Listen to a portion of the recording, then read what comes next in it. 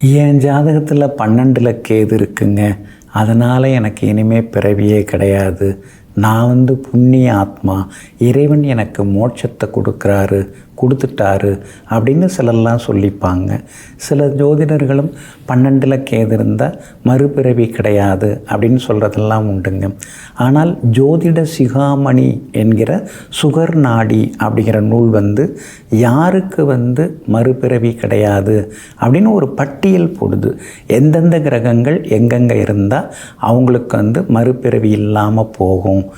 மறுபிறவி இல்லைன்னா அதுக்கான மனப்பக்குவத்தை இந்த பிறவியில் நமக்கு கிடைச்சாகணும், நம்மக்கிட்ட இருந்தாகணும்.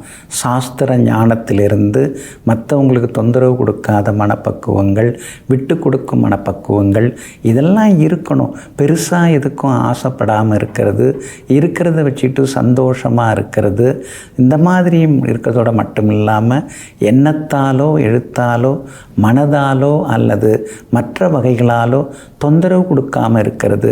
இந்த மாதிரி இருக்கிறவங்கள நம்ம பார்க்குறதே ரொம்ப ரொம்ப அரிதாக இருக்கும். இந்த மாதிரி எண்ணங்கள் நடவடிக்கைகள்லாம் ஒருத்தவங்க எடுத்து வச்சிட்ருக்காங்கன்னா அவங்களுக்கு மறுபிறவி கிடையாது அப்படின்னு அர்த்தங்க. அந்த சுகர் நாடிங்கிற நூல் என்ன சொல்லுது? லக்னத்துக்கு 4ஆம் இடத்துக்குரிய கிரகம் 4ஆம் இடத்திலேயே இருக்கணும். அது ரொம்ப ரொம்ப முக்கியம். இப்போ நீங்கள் மிதுன லக்னம் அப்படின்னு சொன்னால் லக்னத்துக்கு 4ஆம் இடத்துக்குரிய கிரகம் இது புதன். அவர் 4ஆம் இடத்துல உச்சம் பெற்று உட்கார்ந்துருக்கணும். அதே மாதிரி 2ஆம் இடத்துக்குரிய கிரகம் அந்த 4ஆவது வீட்டில் இருக்க கிரகத்துக்கு 2ல் உட்காரணும். இப்போ மிதுன லக்னத்துக்கு 2ஆம் இடத்துக்குரிய கிரகம் எது? சந்திரன். அந்த லக்னத்துக்குரிய கிரகம் 4ல் உட்கார்ந்துருக்கார் புதன், அவருக்கு 2ஆம் இடத்துல. அப்போ 2ஆம் இடத்துக்குரிய கிரகம் 4க்குரியவருக்கு 2ல் உட்கார்ந்துருக்கணும். அதாவது சந்திரன் துலாத்தில் உட்கார்ந்துருக்க 9ஆம் இடத்துக்குரிய கிரகம் 12ஆவது வீட்டிற்கு செல்ல அவர்களுக்கு மறுபிறவி இல்லை. அவங்களுக்கு சாஸ்திர ஞானம் நல்லாயிருக்கும், மோட்ச பாக்கியம் அவங்களுக்கு கிடைக்கும். அப்போது 9ஆம் இடத்துக்குரிய கிரகம் 12ஆவது வீட்டுக்கு போகும்போது தான் அந்த மோட்ச பாக்கியம். அப்போ லக்னாதிபதி கேந்திரம் பெற்றிருக்கணும். அது ரொம்ப ரொம்ப முக்கியம். அதுவும் 4ஆம் இடத்துல உட்கார்ந்துருக்கணும். 2ஆம் இடத்துக்குரிய கிரகம் 5ஆவது வீட்டில் உட்கார்ந்துருக்கணும். 9ஆவது வீட்டுக்குரிய கிரகம் 12ஆவது வீட்டில் உட்கார்ந்துருக்கணும். இதெல்லாம் இருந்தால் தான் நமக்கு அடுத்தது பிறவி இல்லை.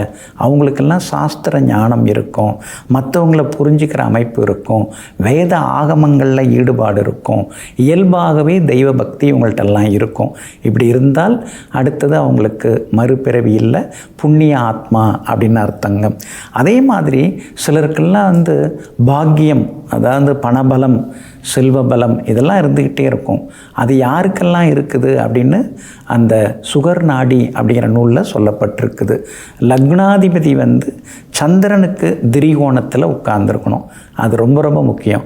இப்போ நீங்கள் துலா லக்னம்னு வைங்களேன், துலா லக்னத்துக்கு சுக்கிரன் லக்னாதிபதி. அவர் 8ல் லக்னத்துக்கு 8ல் உட்காருவார்.